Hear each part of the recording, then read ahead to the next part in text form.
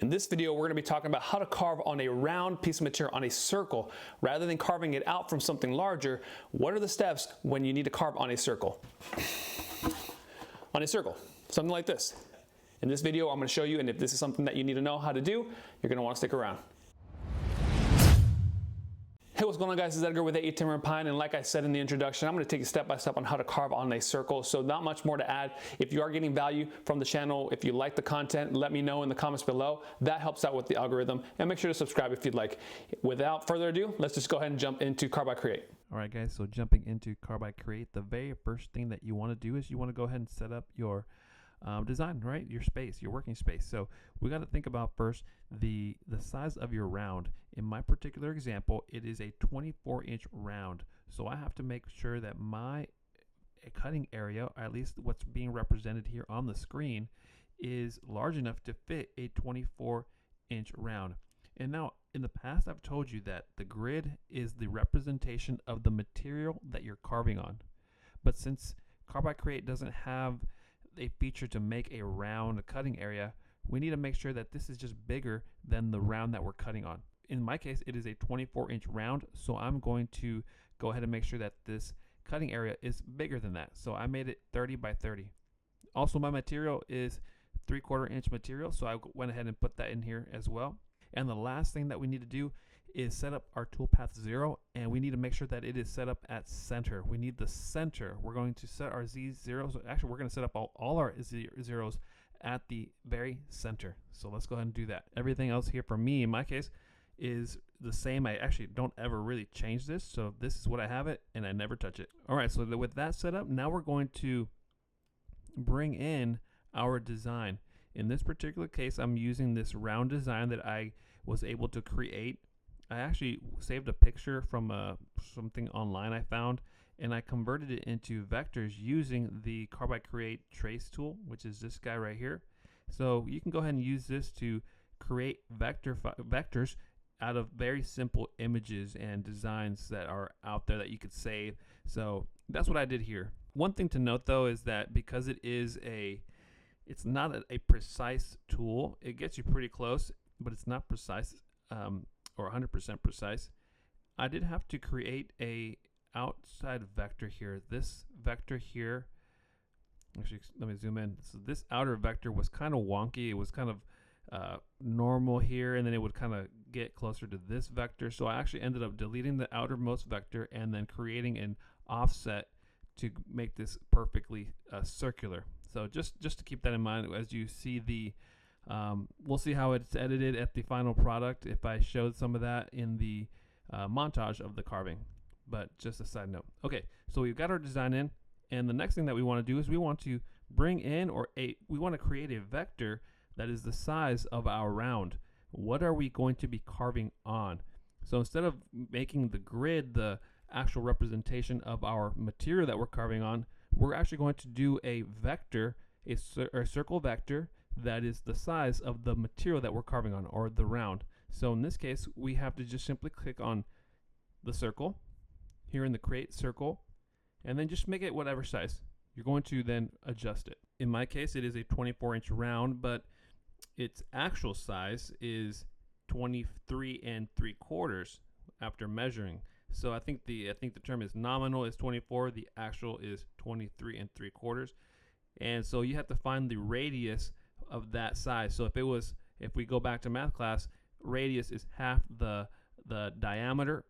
The diameter in my case, if we use the nominal values, is 24, so half of that is the radius, so that would be 12.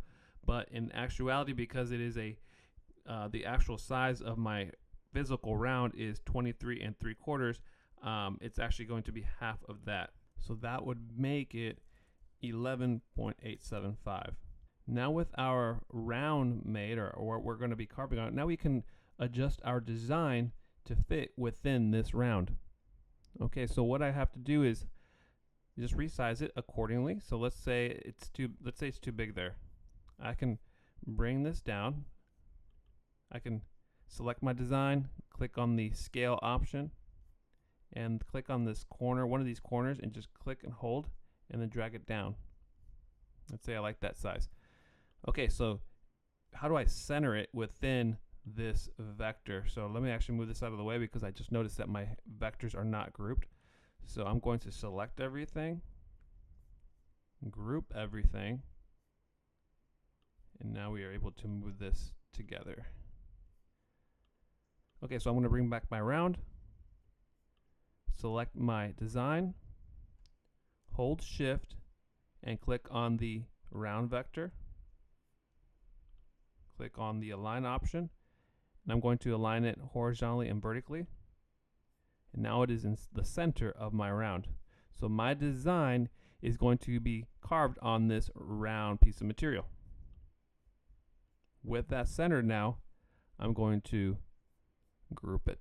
Okay, so how does this work? This is the tricky part that I really don't know, and maybe somebody smarter than me can tell me in the comments why this works. All right, so with that now grouped, I'm going to make sure that this design is now centered within my work area. So now my design is centered within the round piece of material that I'm carving on, and it's going to be set up, or my X and Y and Z's are going to be set up at the center of it.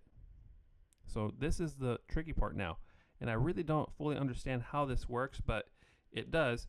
And somebody that is smarter than me can maybe let us know in the comments below why this works and why it's necessary. But you can't just set up a toolpath and run it, right? It needs to know somehow where is center physically. Yes, we're indicating that it's going to be here in the center of the material, but physically, how does the CNC know? And if you were to just initialize your machine and then go to the center point of the round and mark it there, set everything there, your carve is going to be off. Somehow or another, the relationship between this center point of this design in the center and this grid is being accounted for, and that is the part that I don't truly understand. What you're going to want to do is you're going to want to create a square vector now, or a rectangular vector now, the size of your round size, or this final size. So this final size is 23 3/4. So now I need a rectangular vector at 23 3/4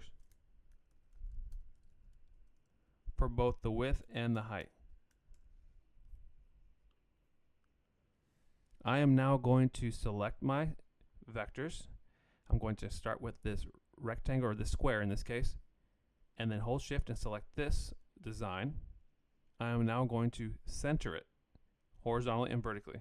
By simply doing that, somehow or another, the machine will recognize that it is going to be here on your actual round, and you're going to get the correct carve. Again, please, somebody that's smarter than me, let me know how this works. But it is something that I ended up figuring out. I don't remember how I figured it out, or somebody told me. I truly don't know at this point, but I figured this out on my last carve, which I never uploaded because I never got approval from the business owner, but it was something that I had to do. I ended up going through 2 rounds because I didn't do this the first time. So with that being said, you got to create this rectangle or the square that goes around your circle. Now it's business as usual. Now we can come back in here and ungroup our design. We're going to deselect this outermost vector because it is a representation of the round material. What we actually want to carve is going to be this design here. So now I can set up my toolpaths accordingly. In this case, I think I just had everything selected. We'll deselect all these, and now we can go ahead and do a simple advanced V carve.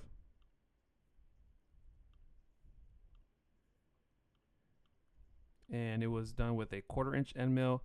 This was 80/90, and because this is a pretty big piece of material, I went aggressive, and let's go with 80/90 here with a 60-degree V-bit. You could do a 90-degree V-bit as well, but I think because of how tight these letters were, I went with a 60-degree V-bit, but I was aggressive with the speeds, and the max step was 0.04.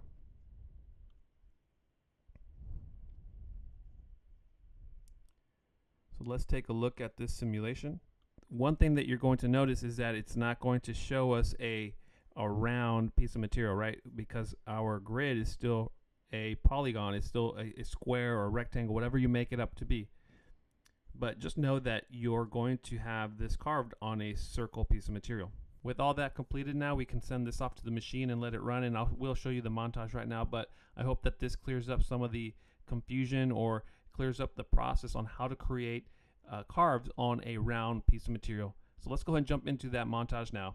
All right, guys, so I was actually uploading this video and I realized as I'm brainstorming through my head, as I always do, I'm like, is that gonna add value to people? Are people gonna like it? Are people gonna get the value out of what I'm putting out there?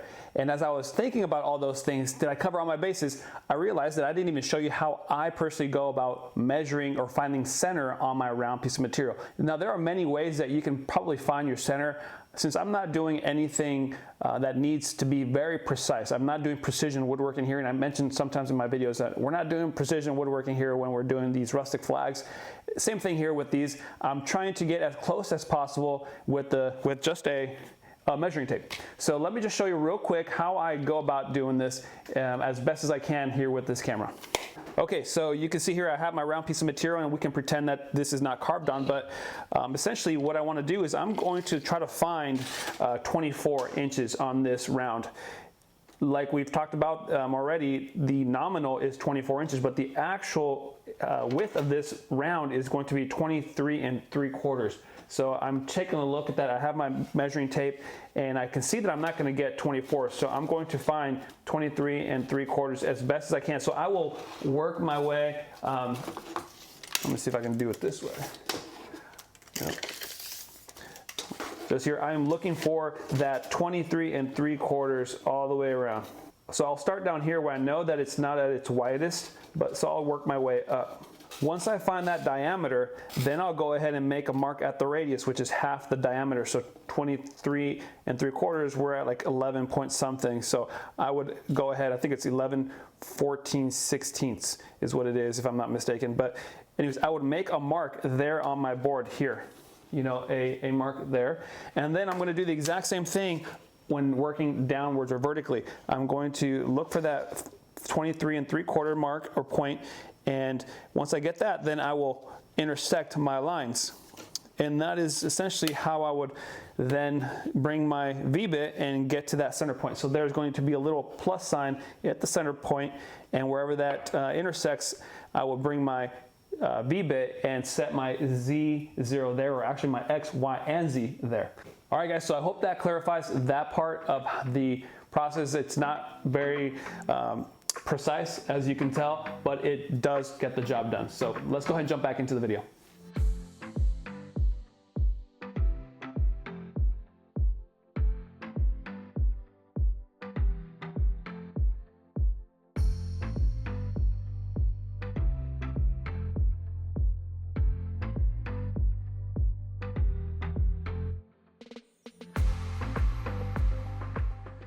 So we got some unevenness up here. It's just the way that it's set up. So we're gonna go ahead and set our Z0 up here and then just run this circle, and should be good to go. Let's do that real quick.